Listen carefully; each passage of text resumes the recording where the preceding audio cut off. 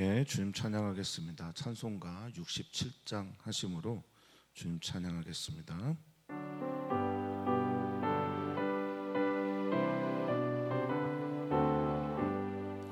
영광의 왕께 다 경배하며 그 크신 사랑 늘 찬송하라. 예부터 영원히 참방패시니 그 영광의 주를 다 찬송하라. 능력과 은혜 다 찬송하라. 그 옷은 햇빛 그 집은 궁창 그늘의 소리로 주노하시고 폭풍의 날개로 달려가신다.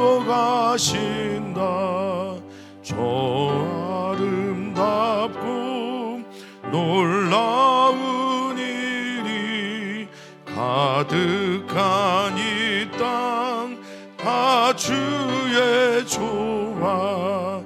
그 힘찬 명령에 더 잡히나니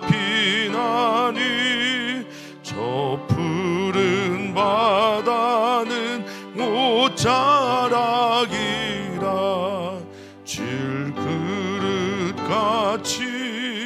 연약한 인생 주 의지하여 늘 강건하리.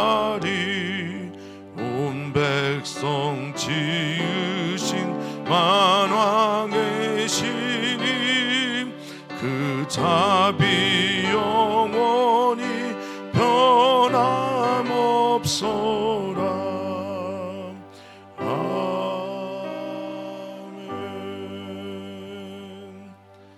아멘. 아멘.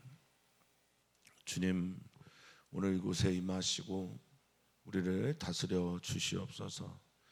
우리 사랑하는 성도들이 있는 모든 곳에서 주님의 통치를 볼 수 있는 하나님의 나라 임하여 주시옵소서. 하나님이 다스리는 곳에서 발견할 수 있는 정의와 공의, 하나님께서 우리에게 베풀어 주신 언약 안에서의 자비와 사랑, 인애를 우리가 볼 수 있는 하루가 되게 하여 주시옵소서. 매일매일 살아가면서 더욱더 하나님께 가까이 가게 하시고 매일매일이 하나님께서 우리에게 베풀어 주신 은총으로 충만한 시간이 되게 해 주시옵소서. 감사하며 예수님의 이름으로 기도하옵나이다. 아멘. 하나님 말씀 함께 봅니다. 시편 110편 1절에서 7절까지 말씀입니다. 우리 한 목소리로 읽겠습니다. 여호와께서 내 주에게 말씀하시기를 내가 내 원수들로 내 발판이 되게 하기까지 너는 내 오른쪽에 앉아 있으라 하셨도다.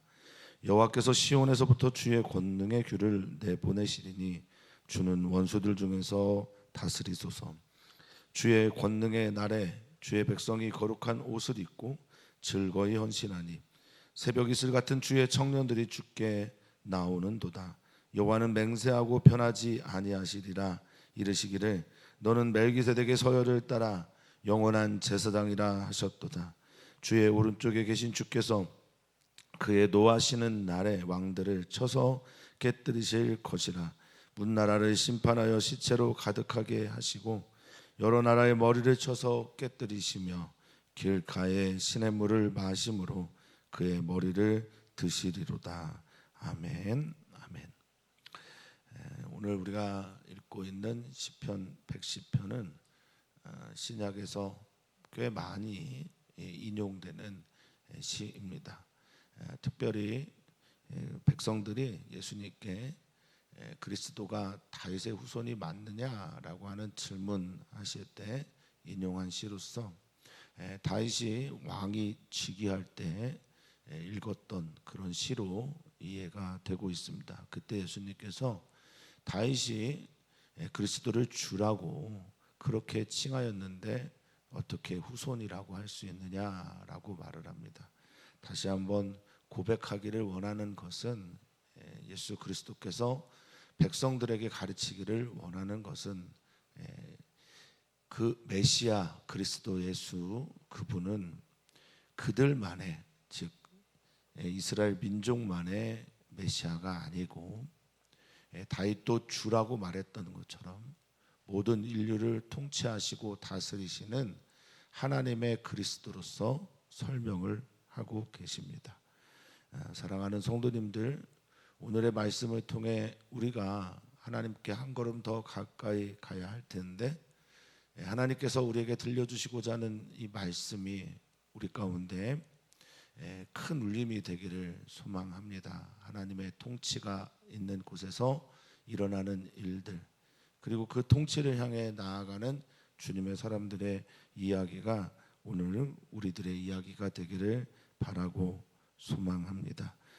특별히 히브리서에도 인용된 오늘의 110편 말씀은 예수 그리스도가 제사장의 사명을 감당하는데 그 제사장의 반열이 아론나이트, 즉 아론 지파에서 나온 제사장의 반열이 아니라 그보다 훨씬 더 이전에, 그리고 뿌리도 알 수 없는 그 멜기세덱을 인용함으로 하나님께서 보내주신 예수 그리스도의 그리스도됨을 설명하고 있습니다. 따라서 110편은 짧지만 신약과 연결이 되어 우리들에게는 더욱더 중요한 말씀이라고 여겨집니다. 1절을 보면 이렇게 시작을 하고 있죠. 여호와께서 내 주에게 말씀하시기를. 다윗의 왕이 즉위식이 읽혀졌던 시이고 그 이후에 왕의 즉위가 일어나게 되면 이 시를 읽습니다. 그런데 1절을 보면 이렇게 시작을 하고 있죠. 여호와께서 내 주에게 말씀하셨다. 그래서 이 내 주가 바로 그리스도다라고 말을 하고 있고, 왕들의 입장에서는 하나님께서 통치하시는 하나님의 나라에서, 저도 가끔 고백하는 말이기도 하지만, 우리가 우리들의 삶의 주인이 되지 않고 우리 주 예수 그리스도께서 우리 삶의 주인이 되기를 초대하는 행위가 아닌가라고 여겨지시면 되겠습니다. 다시 한번 말씀을 드리면 왕들은 하나님의 백성입니다. 그리고 그 첫 번째 백성이며 본이 되는 백성이어야 한다라는 것입니다. 왕은 있지만 이스라엘의 통치는 하나님에 의해서 이루어진다라는 선언이기도 합니다.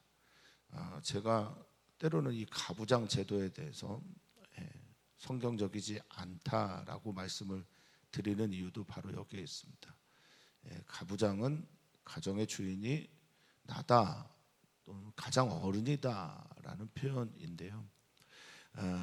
그것은 우리 주님께서 그 가정의 주인됨을 거부하는 것이죠. 그러니까 지금 왕이 즉위를 하면서 지금 백성들과 함께 왕들은 선언하고 있는 겁니다. 내가 왕이지만 우리의 진정한 왕은 하나님이시고 메시아 주 예수 그리스도다라는 것을 말하고 있는 겁니다. 그래서 내 주에게 말씀하시기를 하나님께서 이런 권한을 그리스도에게 주셨다로 이해하고 있는 겁니다. 예수 그리스도를 통해서 하나님께서 내 원수들로 내 발판이 되게 한다라고 하는 말은, 이 발판이라고 하는 것은 발을 올리는 판, 그 말대로 그런 뜻입니다. 그래서 발은 발이고 판은 하룸이라고 하는 히브리어를 썼습니다. 이것은 짓밟다, 밟다라는 말에서 나온 거죠.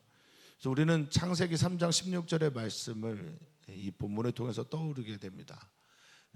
너는 여자의 후손에게서 난 이의 발꿈치를 상하게 할지 모르겠지만 그는 너의 머리를 상하게 할 것이다 라는 말을 기억하게 됩니다. 그래서 내 발판이 되게 하기까지 할 때 원수들, 하나님께 등 돌리고 하나님의 사랑하는 사람들을 계속 유혹해서 하나님 같이 되게 하려고 하는 이 수많은 죄의 유혹들 하는 원수들, 그 머리를 상하게 하고 그를 발판 삼는 놀라운 역사, 그것을 여호와께서 하시겠다라는 것이고, 너는 내 오른편에 그때까지 앉아 있으라라고 말씀하시는 겁니다. 즉 메시아의 비전, 메시아가 이루어갈 하나님의 나라, 그 핵심에는 원수의 머리를 상하게 하는 일들이 있고, 그 일을 통해서 하나님께서는 그리스도 예수를 이 땅에 보내시기까지 하나님 우편에 앉아 있게 하셨다라는 고백입니다. 당시에 왕이 즉위할 때 왕들이 고백하는 이 고백을 통해서 우리의 나라가, 즉 이스라엘이, 남왕국 유다와 북왕국 이스라엘이 모두 다 하나님의 나라, 하나님의 통치 아래 있음을 선언하는 것이라 할 수 있겠습니다. 그래서 2절은 이렇게 고백하는 겁니다.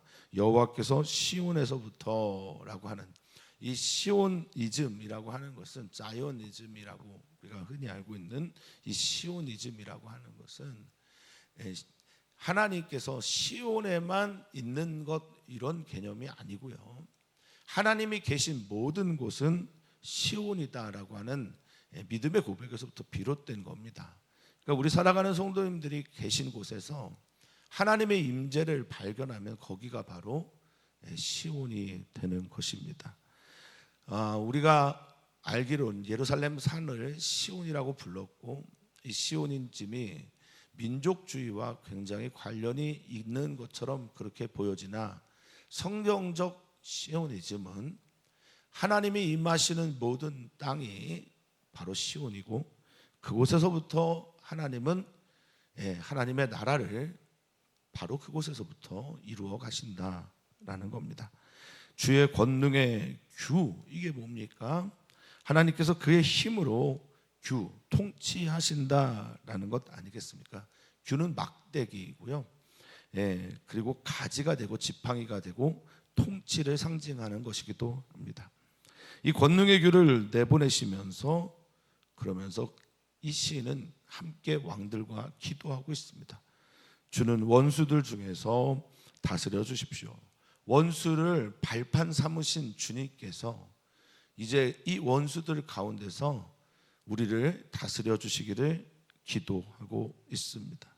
사랑하는 성도님들 주변에 선한 이들만 있지는 않습니다. 성도님들 주변에 내 편만 있는 것 아닙니다. 성도님들 주변에 나에게 선하게 아름답게 대해주는 이들만 있을 수는 없습니다. 그 속에서 하나님께서 다스려 주십시오라고 기도하는 것. 그래서 왕의 즉위식에서 이들이 바라보는 꿈은 무엇이냐? 하나님의 나라가 나를 통해서 이 땅 가운데 이루어지기를 원합니다. 원수들이 있는 가운데서 하나님의 통치를 드러낼 수 있는 왕이 되게 하시옵소서라는 것이 이 기도입니다.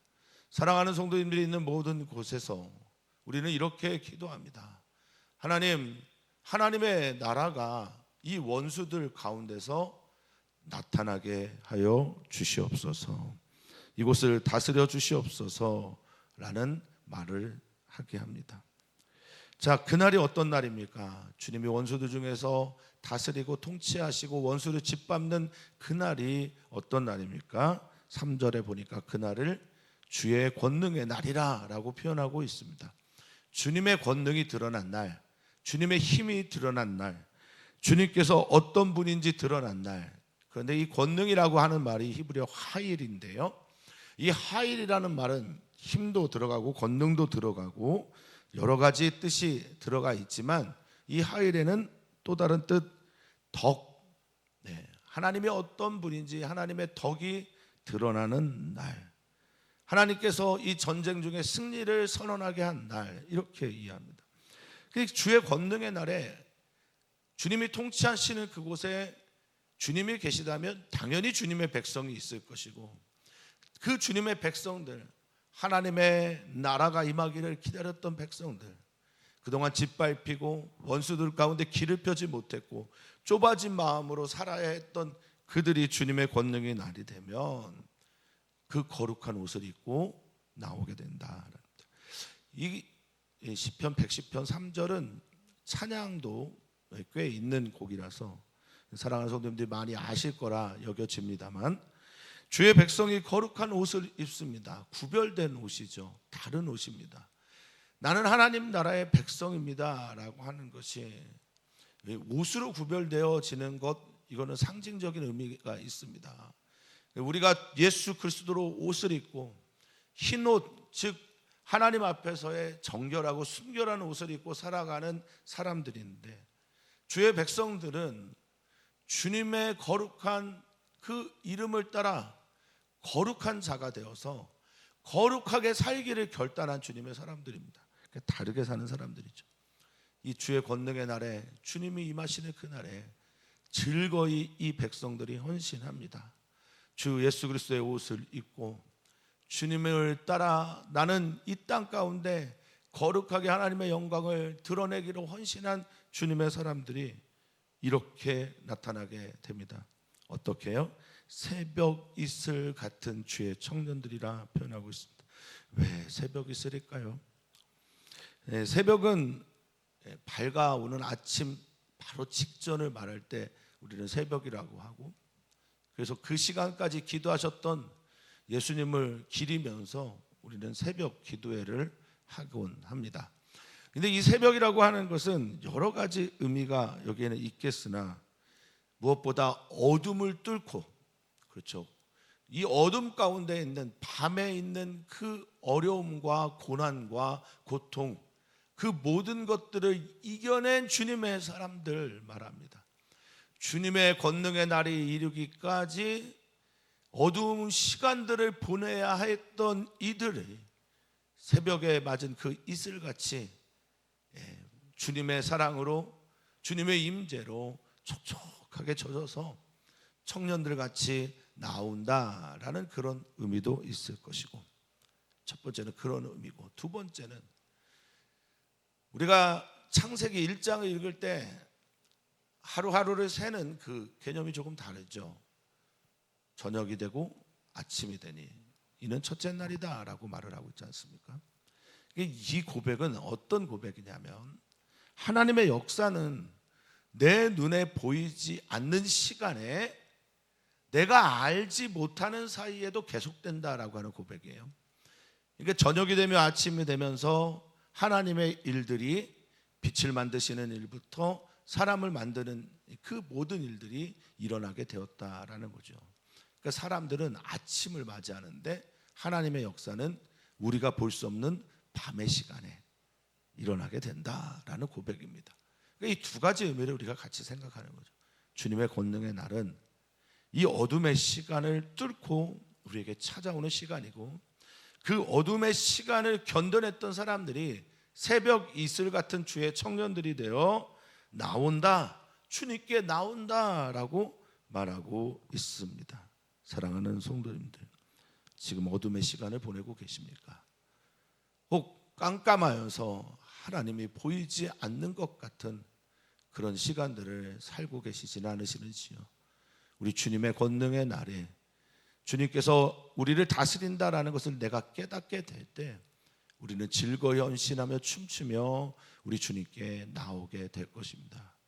특별히 바라기는 우리 어린이 교회의 연합으로 행해지는 여름 성경학교와 청소년 교회 수련회 가운데 주의 청년들이 즐거이 헌신하며 새벽 이슬같이 그 새벽의 이슬로 젖은 주님의 청년들이 주님 앞에 나오는 역사가 우리 모든 어린이, 청소년, 청년 제자교회와 성도님들에게 있기를 주님의 이름으로 축원하고 축복합니다. 여호와 하나님이 우리들 앞에서 그렇게 맹세하신다고 합니다.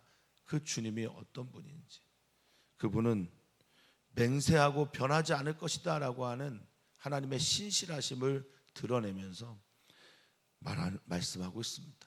그는 그 메시아는 멜기세덱의 서열을 따라 영원한 제사장이라 이렇게 말을 하고 있습니다.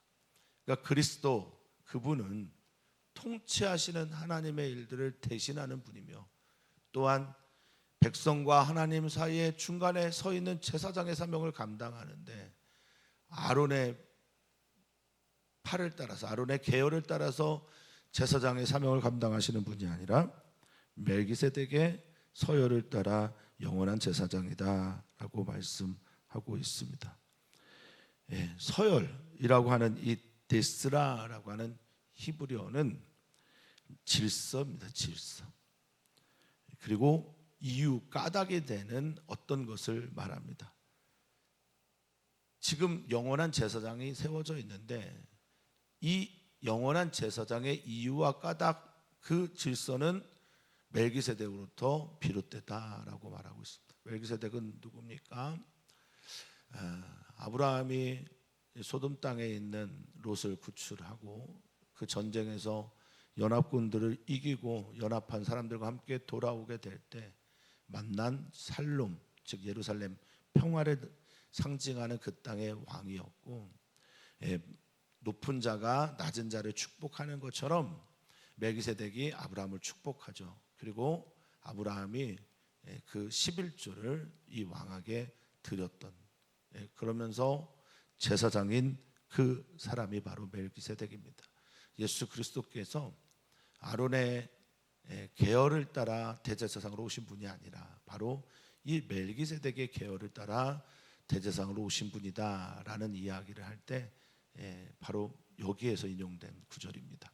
히브리서에 있는 내용들이죠. 자, 영원한 제사장은 어떤 제사장입니까? 과거에도 계시고 지금 이곳에도 계시고 앞으로 미래에도 계실 제사장이 바로 우리의 메시아라는 겁니다. 제사장은 언제나 코헨이라고 하는 히브리어를 따르면 중간에 서 있는 분입니다. 하나님 편에서는 하나님의 이야기를 전해줄 수 있는 분이어야 하고, 사람은 사람의 가장 필요한 문제를 안고 품고 대신해서 하나님께 나아가는 이가 바로 제사장입니다. 중보자란 말입니다. 그분이 우리의 예수 그리스도이십니다. 자, 그러면서 그는 말합니다. 주의 오른쪽에 계신 주께서 누굽니까? 그리스도죠. 그러니까 주의 오른쪽에 계시니 앞에 있는 주는 여호와 하나님이고 오른쪽에 계신 이는 그리스도입니다. 주께서 그의 노하시는 날에 모든 왕들을 쳐서 깨뜨리신다라고 말하고 있습니다. 모든 성경은 구약부터 신약까지의 성경의 이야기들은 반제국주의 담론을 통해서 이해해야 합니다. 애굽, 아수르, 바벨론, 그리고 페르시아, 헬라 제국과 그 이어지는 로마 제국들이 만들어내는 반성서, 하나님과 반대되는 이야기들, 그 제국들의 특징은 뭡니까? 내가 곧 신이다 라고 하는, 자신이 하나님의 자리에 앉아서 하나님의 백성들을 짓밟는 일들을 서슴지 않은 것들이 바로 이 제국들의 특징이거든요. 성경은 그것에 카운터 펀치를 내리는 겁니다. 카운터, 반대되는 이야기를 만들어내는 게 성서의 이야기입니다. 주님께서 통치하시는 그날에 주님은 그의 노하심으로 말미암아 누구에게 이 노하심을 바라시느냐? 왕들에게 바라시는 거예요. 제국의 사람들, 자신의 힘으로 하나님의 백성들을 사랑으로 다스리는 것이 아니라 자신의 힘으로 하나님의 백성들을 짓밟고 있는 그 모든 왕들을 쳐서 깨뜨린다라고 말하고 있습니다. 마즈라고 하는 이 말은 산산이 부수는 거예요. 완전히 깨부수고 굴복시키고 파괴시키는 것을 말합니다. 이어서 말합니다. 문나라를 심판하신다 라고 할 때 이 심판하다라는 말이 딘이라는 히브리어인데요, 딘이라고 하는 히브리어는 구별하다라는 뜻에서부터 비롯됩니다. 통치하다, 다스리다, 구별하다.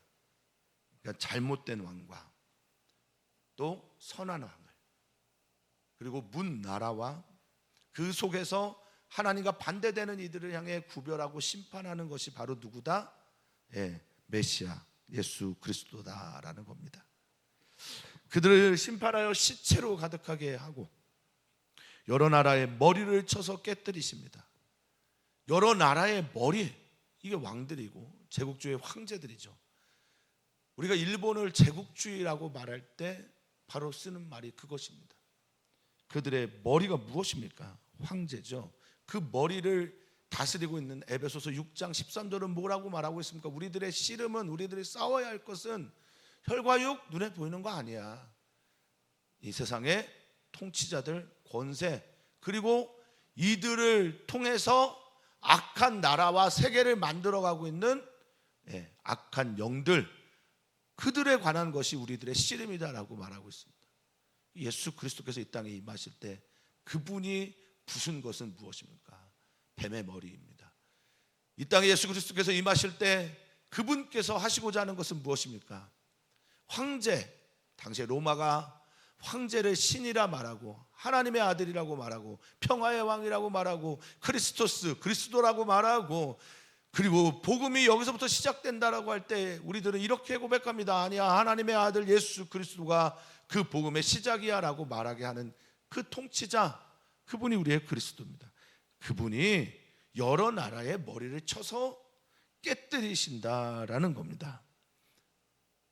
그리고 참 놀라운 고백이고 참 시인의 상상력이 대단하다고 생각을 하는데요, 어떤 분이 그런 얘기를 합니다. 왜 밀림의 왕이 사자인 줄 아냐? 밀림의 왕이 사자인 이유는 그가 강력한 힘을 가지고 모든 짐승들을 공격해서 이길 수 있음만은 아니다. 그 밀림의 한복판에서 편안하게 낮잠을 자고 쉴 수 있을 때 그가 진짜 왕이다 라고 말을 하거든요. 다스리기도 하고 전쟁에서 이기기도 하고 그 모든 머리를 깨서 부수기도 하시는 그분이 편안하게 쉬기도 하시는 거예요. 그게 7절의 표현입니다. 길가에 있는 시냇물을 마시는 거예요. 쉬고 계시는 거예요. 우리 주님은 쉬시고자 할 때 쉬시고 이기고자 하실 때 이기는 분이 우리 주님이라는 거예요. 그것을 통해서 우리는 고백합니다. 그의 머리가 들린다. 그분이 더 높아지신다. 그분이 이 땅을 통치하신다라는 것이죠. 오늘의 시를 통해서 우리는 이런 고백을 해보고 싶습니다. 나의 삶의 자리에서 내가 높아지고 있는가? 주님이 높아지고 있는가? 나의 모든 삶의 영역에서 하나님이 다스리시는가? 내가 통치하고 있는가? 나는 하나님께서 이 땅을 다스리고 계시고 나의 삶을 다스리고 계시고 나의 삶의 모든 영역의 주권자가 하나님이심을, 우리 주 예수 그리스도임을 선포하고 기도하고 그것을 기꺼이 받아들이고 있는가 아닌가 질문하게 됩니다. 오늘 우리 사랑하는 성도님들의 삶 속에 예수 그리스도의 통치가 있기를 축원하고 축복합니다. 그리고 그 하나님의 나라가 성경학교와 수련회를 준비하는 우리 모두에게, 우리 교회 위에 임하기를 소망합니다. 하나님 다스려 주십시오. 하나님, 여름 성경학교와 수련회를 준비하는 어린이교회, 청소년교회, 청년 제자교회 임하시고 다스려 주시고 통치하여 주시옵소서. 주의 권능의 날에 주님의 백성들이 거룩한 옷을 입고 새벽 이슬 같이 주의 청년들이 주님 앞에 나오기를 소망합니다. 그런 일들이 우리 가운데 있게 하옵소서. 기도하는 오늘이기를 소망합니다. 남선교회, 여선교회를 축복하며 기도합니다. 예수님 믿는 사람들 되게 하소서. 예수 그리스도의 통치가 있는 남선교회, 여선교회가 되게 하옵소서. 그들이 일하고 있는 모든 일터에서 주님의 통치를 보게 하옵소서. 함께 기도하는 오늘 되기를 바랍니다. 오늘 특별히 이정민 어린이교회 학생을 위해서 기도합니다. 예수님 믿게 하시고 예수님 알게 하시고 성경학교에 함께하게 하시고 교회를 나오는 어린이교회 이정민 학생 되도록 기도해 주시면 감사하겠습니다. 오 주님, 우리를 다스려 주시옵소서. 오 주님, 우리의 주가 되어 주십시오. 우리를 위한 대제사장 되신 예수 그리스도께서 우리 안에 거하시면서 오늘 우리들의 삶 가운데서 하나님 아버지의 통치를 볼 수 있게 하옵소서. 그래야 할 때 우리는 숨을 쉽니다. 그래야 할 때 우리는 평안합니다. 오 주님, 우리의 삶의 자리에 임하여 주시옵소서. 감사합니다. 예수님의 이름으로 기도하옵나이다. 아멘.